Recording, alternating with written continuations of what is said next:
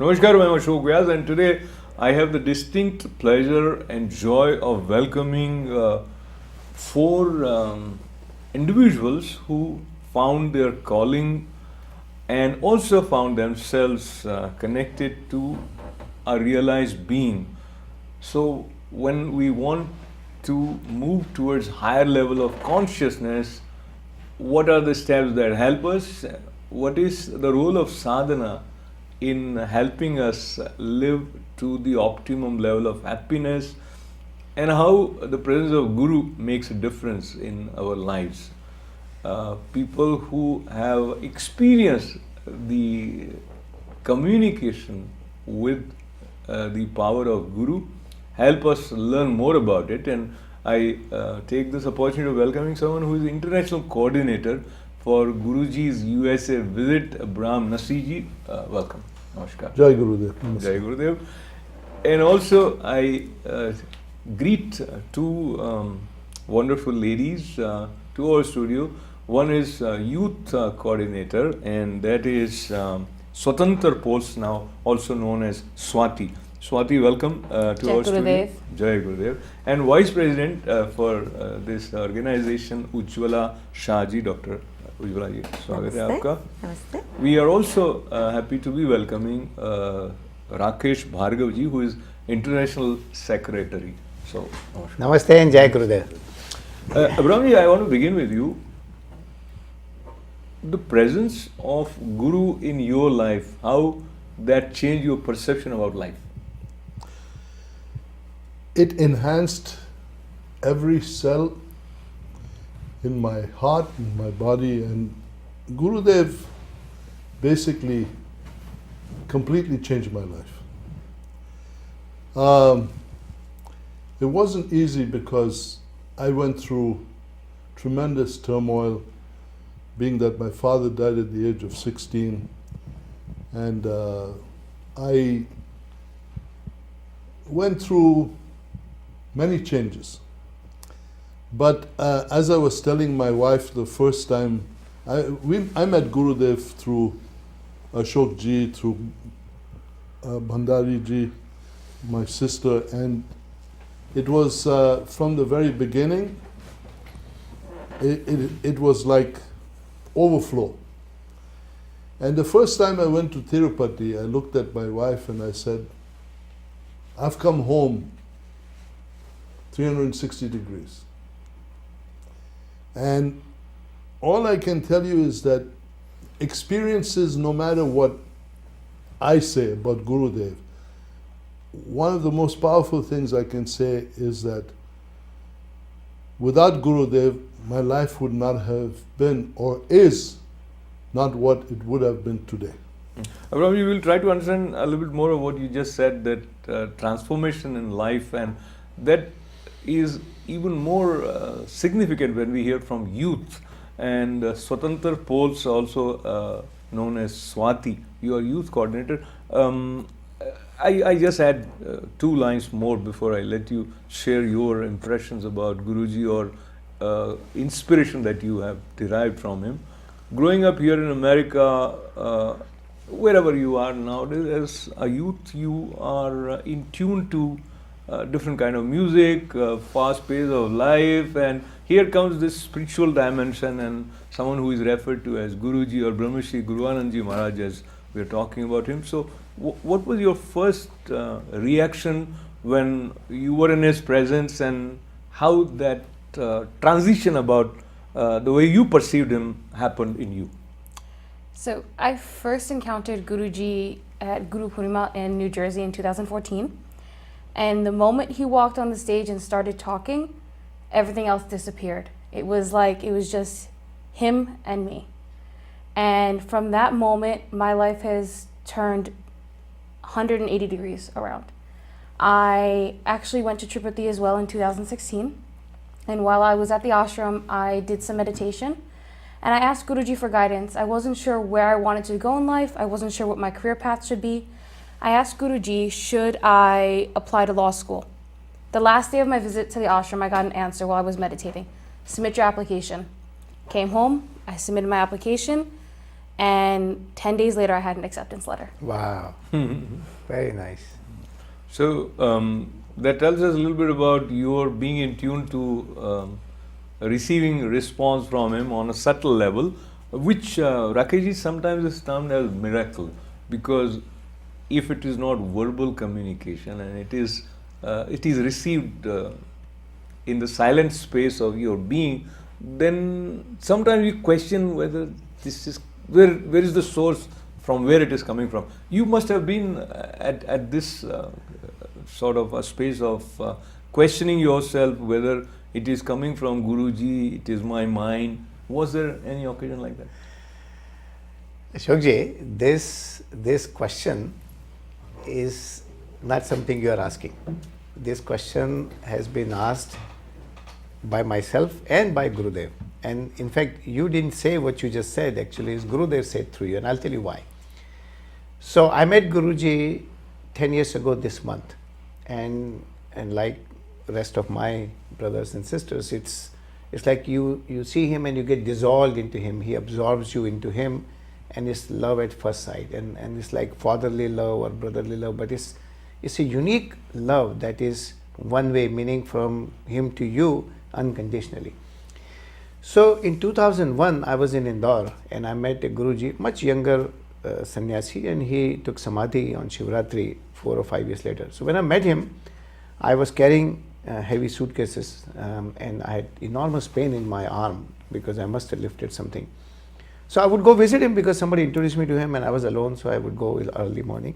And he looked at me pressing my hand, and he took out a pen. And my questioning mind, which still exists in me today, saying, Guruji will do something. And I'm putting all saint and all Gurujis in that category. And he took a pen, he closed his eyes, blew something on it and went like this. The memory of the pen disappeared, forget the pen. It was such a miracle. Then he looked at me and he says, I'll tell you a story, Bhargavji. There was a fellow who did 25 years of sadhana, came down with the siddhi of walking on the water. And he was very impressed with himself. So he walked to the river, there is a kevat, and he asked the kevat asked him, Aapko Baba mein le chalo? Bole, who are you? Walk, watch. And he walked on the water, came back. So the kevat says, and this is how God and Guru teaches you. So kevat said to him, how long did you spend this time to learn this siddhi? He said, 25 years. Bole, I only charged 2 annas. So sometime what you call miracle is the miracle that you have a Guru. To me, it's a miracle. To be able to see him, to wake up in the morning. And that's what Guruji says. You get up in the morning, you pray that you are alive. A lot of people can't even do that. Guruji has publicly said multiple times that Bhargavji is a man with intelligence, he has questions. His wife is a man with devotion, she has all the answer. And that's so true. And I struggle with it. Why do I question? So last time Guruji was here, I said, Guruji, you take care of my mind, you designed it in such a way that I don't have questions. I surrendered, because what else can I do? So I take the cue from Rakesh ji, but before surrendering, I have many questions. Okay. So now the question relates to the field of medicine also, and in the presence of Dr. Ujjwala Shah, Rakesh ji alluded to the reference where the pain was removed in a mysterious or miraculous way. So Dr. Ujjwala, having so much knowledge of medical science, how do you come to terms with these kind of instances that you probably might have heard from many people? Have you ever experienced, and does this mean, how does that bring about relationship between medical science and call this spiritual space or miraculous manifestation? So you touched on a subject that is very difficult to understand. So one basically has to experience it. So medicine, yes, it gives you therapy. It gives you therapy in the form of chemicals, which is basically helping you relieve your pain from your body. Whereas spirituality, it's a mind-body connection. And once you surrender, you go within and you say, okay, I have pain here. You accept it, and you accept the pain, and you said, okay, let me just go within. Close your eyes, just sit for a few minutes. That's therapy by itself. And Guruji says that too. Do your sadhana, do your meditation. That itself is therapy. That itself will give relief. You don't necessarily have to take medicine. Even today's modern science, if you go into hospitals where they treat behavioral health patients, lot of the hospitals now have started spirituality or therapy, and they've started meditation. That itself is form of therapy for them, not necessarily medicine. So medicine is important, but there are different ways in which the total healing happens. And sitting in the presence of Brahmrishi Ji, who has been fascinated even before meeting Guruji or finding his calling in this fashion towards the power of stones, precious stones, right? Correct. Gems. So tell me about the significance of being in the presence of a realized being, and allow me to add, each individual responds to such a presence in a different way. Would you say this has something to do with your previous birth, or what determines it? It has something to do with my childhood, because I was born and I grew up in India. And since my childhood, I was exposed to spirituality because of my mother and father. But meeting Gurudev, you have to, forgive me for saying this, we cannot look at Gurudev. I mean, he is in human form. So we all look at him in human form. But if you can really look beyond that, Gurudev, I don't have words. You can say avatar or whatever words can describe him, but I have surrendered.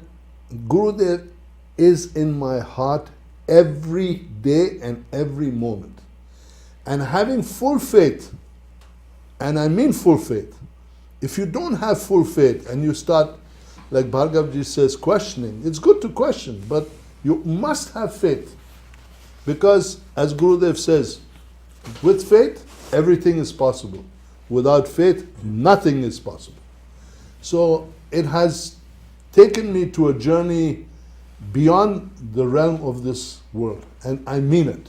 It'll take too long for me to describe my experiences. But every minute, I can say, every few minutes a day, Gurudev is with me. And I'm smiling and I'm happy. And it's, the experience is just, I cannot use the word thrilling. It's beyond thrilling. It is beyond thrilling, and Brahmji, when you were saying that everything is possible with faith, that is something which we have heard quite often, but many times it is difficult to relate with these words, and especially there is no way to understand when you say that he is visible to us in the physical form, but there is something more to it. So then, Swati, the question about the relationship between God and Guru. So where is the dividing line in your understanding between God and Guru? If he is omnipresent, then, I mean, do you have these kind of questions in your mind? I actually don't. I see Guruji as God. And I know there's a lot of Guru Bhakts who would say that as well. I think if you're looking for a dividing line, you're going to find it. But if you do what Abraham said and you surrender everything, you're never going to question it. So no, there is no difference. Guruji is God. So that's beautiful. The conviction with which he says Guruji is God may not be acceptable to many people, with due respect to all of them. But Rakeshji, the desire to have more people experience his presence, where does that come from? Let me add. So if you know that he is a realized being and you have a relationship with him, which is positive and uplifting, and it helps you come out of many doubts and definitely a positive influence. But then I see you are motivated to share his presence. Is it also his inspiration, or? Well, it's like, you take gold and you polish it, it becomes better. So I think right from my childhood, because my father and fortunately my father-in-law, they were all in the service of people. They always believed in it. My mother, I mean, they're all like that. So I got it in my sanskar. Then when I met Guruji, his first sentence is, service to humanity is service to God. And I think that hit me very hard, and I took it to heart. Now, let me go and reflect on what Nasiji and Swati had said. I agree that I question.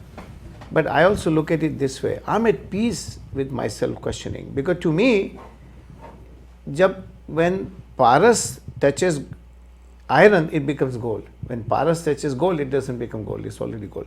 So I hope that Guruji touches me, even though I remain as iron, because one day I know that he has touched you. Yes, of course he has touched. But you know what? The thing is that I've traveled with Guruji many places last 10 years, and not hundreds. I met thousands of people who speak like Swatiji, who speak like Ujjwalaji, who speak like Nasiji, and said so much devotion, and I've experienced it personally myself. Yet I think there is some part of my scientific mind that keeps pulling me. And this is the battle of mind and the heart that ultimately yoga teaches, that you need to get them united. Yeah. And I think my moment will come. So moment will come is again a matter of faith, and maybe it is already here, but you don't see, if you don't see the way a Brahm is seeing it or Swati is seeing it. So there are many ways of interpretation that comes to our mind, and staying with another idea. So nowadays in the world of technology, we have YouTube helping us connect with a lot of saints instantly. Dr.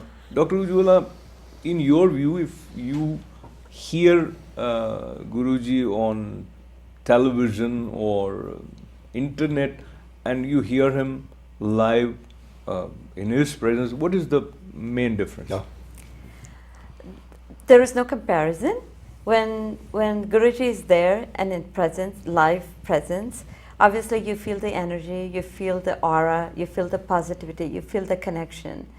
Obviously when he's not there, you still feel connected because your faith is there, you've surrendered to him, but that energy is missing. It's no different than, maybe an analogy which I can share is like having your parents in the presence. When your mom and dad are there with you, you feel the presence, you feel the connection, you feel the energy, you feel the love. It's the same thing. When Guruji is there, you feel everything.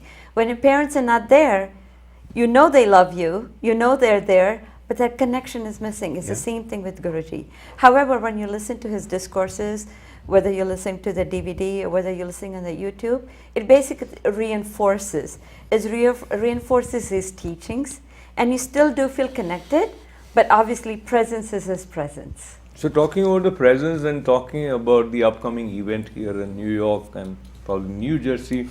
So Brahmji, let us step back, and when you went to hear him for the first time, was there something in your mind, something that you wanted to gain by being in his presence? And if someone listening to you also have this, I mean, allow me to also with due respect say that we hear about many gurus nowadays, and there are different colors that are associated with them, not getting into that side. If someone is sitting out there and listening to our conversation, they feel, why should I waste my time going there? Very good point. If you are in Gurudev's presence, there's an electrifying energy that you receive. There's something else. Gurudev never asks you for anything. You cannot give him anything materially. You cannot give him money, gifts, nothing. But Gurudev is there for you to be able to change your karma. He's there to tell you all the things that Gurudev talks about is love, morality, changing your karma, and there is not a word that Gurudev says that is contrary to anything that is, I mean, his words are very simple, very humble, but so powerful. And I never go into Gurudev's presence, and I have to say this point, this is very important. I don't want anything from Gurudev except his blessing. And when I'm in his aura, I receive such powerful energy from him that I smile and I'm happy. I don't, many people go to gurus because they want money, they want gift, they feel that Guru is, magical, he'll bring this for you, he'll bring that for you. I mean, okay, he can change your life with miracles, but the miracles have to come from within yourself. If you within yourself don't believe that you cannot change what you are, nothing's going to happen. It's like I tell people, if you want to go to church and you go to church or mosque or synagogue, wherever you go, or to the temple, and you go and pray and you pray and pray, and then you come out and do something bad, it's wiped out. So what Gurudev says is, God blesses you with gifts of life. What you give back to God should be your gift of goodness and kindness and love and giving. And that's what it's all about. So I can speak about this for a long, long time. Yeah, but I appreciate what you just said is very profound, and you said miracles should come from within. Yes. And connecting with this idea with you, Swati, have you felt that something manifested by you is like a miracle for yourself as you witness it and you owe it to your association with Guru? I mean, yes, that is a good point, but I think it's a combination of faith, it's a combination of inner power, and for me it was meeting Guruji that connected the two. So going back to that example about the application for law school, it was me seeking guidance and trying to determine what was the best course of action for my future. I had played with the idea of being a teacher, I had decided maybe biochem, I explored political science and humanities, and it was then when I was saying, I need guidance, I don't know what's the best course of action, that the realization came. I had been following Guruji for 2 years already, and I said, let me ask him, if not personally, but through my prayers and through my meditation, what should I do? And when that last day, I can't describe it because it's like what Ajulaji said, you have to physically experience it to understand what it feels like to get the answer and to get a blessing from Guruji. But I was sitting there and I was praying, and I associate the smell of sandalwood with Guruji. Oh yeah. Yes. I was sitting there and I was praying, and I had this really strong smell of sandalwood. And I felt Guruji's presence. And the answer was apply to law school. And that's when I knew, okay, that's what I had to do. So it's you wanting to get an answer, but it's also you having faith that there's someone out there who's going to guide you down the right path. Wonderful, that's beautiful. And Rakesh, now you guide us, if based on your organizational experience of having been an active participant in making different events of Guruji's presence here happen. When this year New Yorkers and people in New Jersey will get the opportunity of being in his presence if they want to, and what should they do? Well, Ashokji, thank you. Through your program, I request all the listeners to come to 2 programs. On June 30th, we have a program starting at 3 p.m. at Karni Temple, Hindu temple in Karni Mandir. And GurujiUSAVisit.com is a perfect website to register. It's free, and then prasad will be served, dinner will be served.